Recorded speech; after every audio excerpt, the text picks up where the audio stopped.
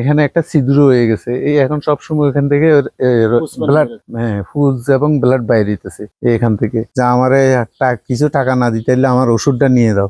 এরা হয়তো আমার একদিন 2 দিনের ওষুধ নিয়ে দিয়েছে, কিন্তু আমার কোর্সটা তো আর এখান থেকে চামড়া নিয়ে ওখানে চামড়া লাগাইছে, আর এখান থেকে বাইরিতেছে। আর মানে প্রত্যেকটা যেগুলা হলা দিছে, এই হলাগুলা অনেক খুব কষ্ট হইতেছে, এই হলাগুলা ব্যথা করাইতেছে, এই হলাগুলা নিয়ে আমি খুব। প্রিয় দর্শকবৃন্দ, আসসালামু আলাইকুম। আপনারা আশা করি ভালো আছেন। আমি এই মুহূর্তে অবস্থান করছি নোয়াখালী জেলার বিরাট উপজেলার রাঞ্চালিক ইউনিয়নের লামচিপ্রসাদ গ্রামের একটি মানবিক বিষয় নিয়ে আপনাদের সামনে হাজির হয়েছি।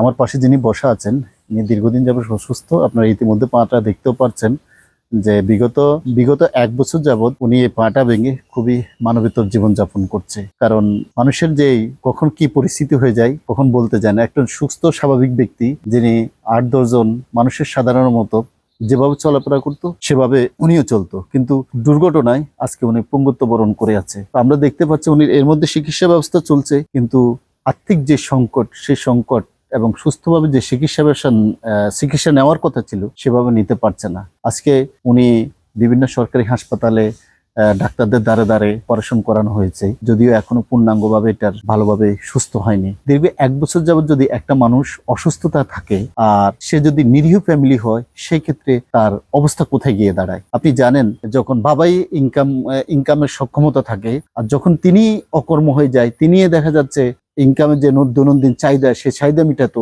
ওনার মাধ্যমে। তিনি যখন বেকার হয়ে যান, তার মধ্যে যখন অসুস্থতা চলে আসে অথবা একটা অ্যাক্সিডেন্ট কারণে, তাহলে কি হতে পারে। তো আমরা ওনার সাথে কথা বলবো একটু। যদি আপনার সাথে কথা বলি, কেমন আছেন আপনি? জি আলহামদুলিল্লাহ, আমি টাকার পয়সার অভাবে চিকিৎসা করাতে পারতেছি না এবং ওষুধ খাইতে পারতেছি না। ওষুধ আমি ঢাকা পঙ্গু হাসপাতালে অপারেশন হয়েছি। ঢাকা পঙ্গু হাসপাতালে অপারেশন করারে হেরা ওষুধ দিছে, যে ওষুধগুলা দিছে আমি তো আজকে 1 বছর পর্যন্ত আমার কাছে আমার যা তৌফিক ছিল, আমি ওই যে অপারেশন করার পর্যন্ত আমার তৌফিক পর্যন্ত আমার জায়গা বা যেতটুকু যা তৌফিক ছিল আমি অতটুকু আমি খরচ করছি। আর এখন ওষুধ দাবায় তারা লিখতেছে, তা ওষুধ দাবায় দিতেছে, মাসের পর মাস ডেট দিতেছে, যে এটা অপেক্ষা করতে হবে যতদিন পর্যন্ত হাতটা জোড়া লাগবে না। এখন আমার জোড়া লাগা পর্যন্ত, হাতটা জোড়া লাগা পর্যন্ত এরা ওষুধ দাবায় দিতেছে। এখন আমার ওষুধ দাবায় খাওয়ার মতো সেরকম সামর্থ্য নেই। হ্যাঁ, সেইরকম কোনো সামর্থ্য নেই। আমি আমার বাল বাচ্চা নিয়ে বা আমার শারীরিক নিয়ে আমি খুব কষ্টে আছি। আমার পা নিয়েও কষ্টে আছি, আমার শারীরিক নিয়েও কষ্টে আছি। এটা ব্যথা বেদনা এই যে সবগুলা, যদি হয়তো বা 3বার অপারেশন হয়েছে ঢাকা পঙ্গু হাসপাতালে, শ্যামলী পঙ্গু হাসপাতালে। একবার করাইছি। আমার এখানে আমার এখান থেকে মাংস চলে গেছে, মাংস চলে যাবার পরে এখানে আমার ডাক্তারের মাংস শুকে ফেললে বলে সময় দিছে 6 মাস। এখানে আমার রড ছিল, তখন একবার রড লাগাইছিল, অ্যাঙ্গেল ছিল। এরপর সোজা রড ছিল, হ্যাঁ সোজা রড ছিল। তখন আমার এই মাংসগুলা শুকাইছে, আর ডাক্তার আমাকে বলছে যে এটা করার জন্য, চামড়া লাগানোর জন্য। তখন ওই রড গুলা খুলি চামড়া লাগাইছে। এই যে আমার এখান থেকে চামড়া নিছে, এখানে চামড়া লাগাইছে, যে চামড়া ওই একটা চামড়ার একুরুট হয় নাই, যন্ত্রণার ভিতরে আছি। একটা মাগুর মাছে যেরকম একটা বিষ করায়, ঠিক এরকম বিষ। আমি এক ফোঁটা ঘুম যেতে পারি না, এক ফোঁটা ঘুম যেতে পারি না, মানে হাঁটতে পারি না, একটু বোটটারে একটু লাড়াইতে পারি না, ছাড়াইতে পারি না। বহুত কষ্ট নিয়ে আছি। এরপরে ডাক্তাররা যে ওষুধগুলা দিছে, যদি কিছুটা ওষুধ খেতে পারতাম তাহলে হয়তো ব্যথা বেদনা কিছুটা। এখন আমার তো আর্থিক অবস্থা খারাপ, আমি নিজে চলতে খুব কষ্ট, বাল বাচ্চা চালাইতে কষ্ট, নিজে খুব কষ্ট নিয়ে আছি। ডাক্তার বলছে যে যতদিন পর্যন্ত আপনার হাড্ডিটা জোড়া লাগবে না, ততদিন পর্যন্ত এটা থাকবে। নির্দিষ্ট কোনো সময় দিয়ে নেই। এখন এইটা লাগাইছে যে আজকে 7 মাস শেষ হয়ে গেছে। এটা তো একটা সময় থাকে 6 মাস, মানে ডাক্তার আমার প্রথমত এটা লাগাইতে বলছে যে 6 মাস পর্যন্ত আপনার এটা থাকবো। এখন 6 মাস পরে আমি এক্সরে করাবার জন্য গেছি, আবার ঢাকায় গেছি, মানুষের থেকে পয়সাটুকু খুঁজিলে আবার ঢাকায় গেছি। যাওয়ার পরবর্তীতে আমার ডাক্তারে আবার এক্সরে করবে দিয়েছে। এক্সরে করে দেখি আমারও বলছে এই ওই ওষুধ এটা লিখে দিছে, ওষুধগুলো লিখে দিবার পরে আমাকে বলতেছে চলে যান, আপনার আগামী মাসে আসি আবার। যে ওষুধ খেতে পারলে তো আর আমি এত কষ্ট করতাম না। নিয়মিত ওষুধ খেতে পারতেছি না, নিয়মিত কোনো চলাফেরা করতে পারতেছি না। বাল বাচ্চা নিয়ে খুব কষ্টে আছি। খানা দানা বাবা থাকা খাওয়ার এগুলা সব নিয়ে কষ্টে আছি। কারণ এই পর্যন্ত স্বজন আমার যথেষ্ট পরিমাণ হেল্প করার পর হেল্প করছে, এখন আর এখানে তাদের তো কাছে লক্ষ লক্ষ টাকা চলে হ্যাঁ যাচ্ছে, এখানে প্রায় 4 লক্ষ টাকার মতো এখানে চলে গেছে। চলে গেছে। এখন আত্মীয় স্বজনে আর হেল্প করার মতো এদের কোনো ব্যবস্থা নেই, আর এদের কাছ থেকে কোনো হেল্প পেতেছি না। হচ্ছে না। এরা বলে এরা তো এদের কাছে গেলে এরা বলে যে আর কত দিব তোমাকে, আমাদের যেতটুকু ক্যাপাসিটিতে খুলেছে এতটুকু দিছি। এখন আমি এখন সর্বহারা হয়ে গেছি, এখন আমার কাছে আর কিছু নেই। আমার আমার আবেদন হলো দেশবাসীর কাছে, আমার ভাই বন্ধুর কাছে বা প্রবাসীদের হ্যাঁ, কাছে বা প্রবাসীদের কাছে, আমার এই সরকারের শুভাকাঙ্ক্ষী কাছে, যাদের কাছে যে ওনারা যদি আমার একটু সহযোগিতা করেন, আমার একটু হেল্প করেন, তাহলে আমি হয়তো ওষুধ দাবাই খেতে পারবো বা আমার ফাঁটা ভালো করতে বাসা ভাড়া বাসা থাকি ভাড়া আমি। থাকেন। জায়গা জমিন নেই, আমার কোনো কিছু নেই, হ্যাঁ। আমি এখানে বাচ্চা কাচ্চা নিয়ে কি আছে? এখনো প্রায় 7-8 মাসের ভাড়া আটকে দিয়েছে আর কি। তাও ওই যে তাহলে এই এর যে মধ্যে কি বলেছে? এক বছর তো আমি বেকার বসে রয়েছি, তো ওই যে মানুষে আমারে এখন মনের ভিতরে ভয় আর কি, কোন সময় মালিকে বলে আমার জায়গা ছাড়ি দি, চলে যাও। তো চলে গেলে কোথায়, এখন বাল বাচ্চা নিয়ে কোথায় যাব? যাওয়ার মতো আমার কাছে পরিস্থিতি নেই, আমার কাছে ওষুধ দাবা খাবার মতো কোনো পরিস্থিতি নেই। আমি এখন এটা নিয়ে খুব কষ্টে আছি। এখন আমার ভাই বন্ধু আত্মীয় স্বজন তারা যে যেটুকু পাচ্ছে, প্রতিবেশী, যে ভিডিওটা যেখানে দেখবেন, অন্তত আমার এই ভিডিওটা একটু শেয়ার করে দিবেন, আমারে কিছু সহযোগিতা করবেন। আমার সহযোগিতা করার জন্য আপনাদের কাছে আমার অনুরোধ রইল।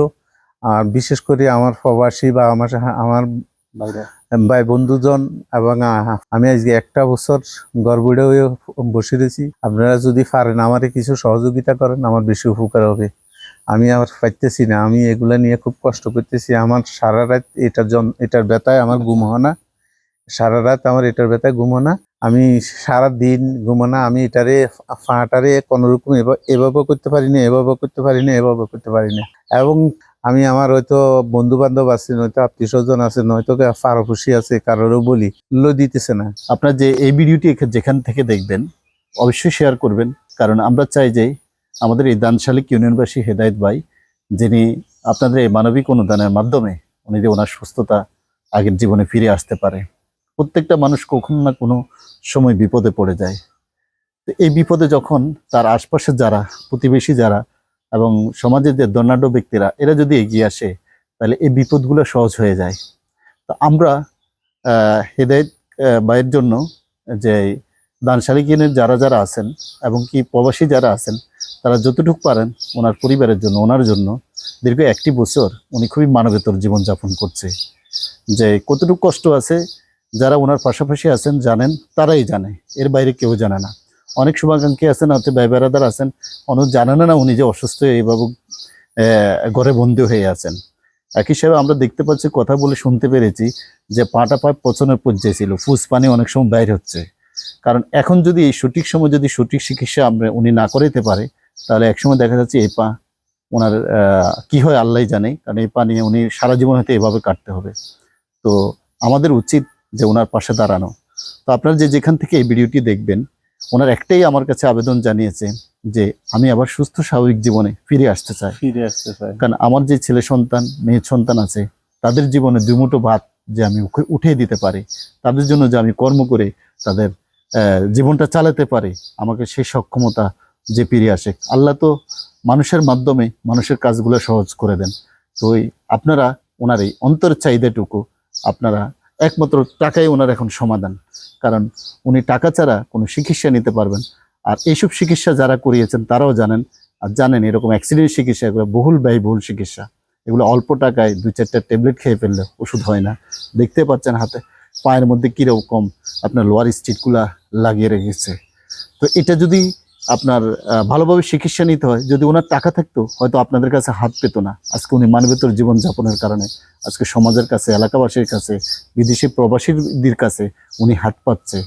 তো কারণ এই চিকিৎসা যদি উনি প্রাইভেটে নিত, সেক্ষেত্রে হয়তো স্বল্প সময়তে উনি সুস্থ হয়ে যেতেন। কিন্তু উনি পঙ্গু হাসপাতালে বারে জানেন আমাদের বাংলাদেশের চিকিৎসা, সরকারি চিকিৎসা ব্যবস্থা কেমন, তারা কতটুকু গুরুত্ব দেয়, এটা তো আমরা দেশের মানুষ জানি, প্রবাসীরাও জানি। তো একটা মানুষ যে মানবেতর জীবনযাপন, তার ছেলে সন্তান আত্মীয় স্বজন যেখানে আছে, সে কতটুকু কষ্টে আছে সে জানে, আর উপরওয়ালা জানে।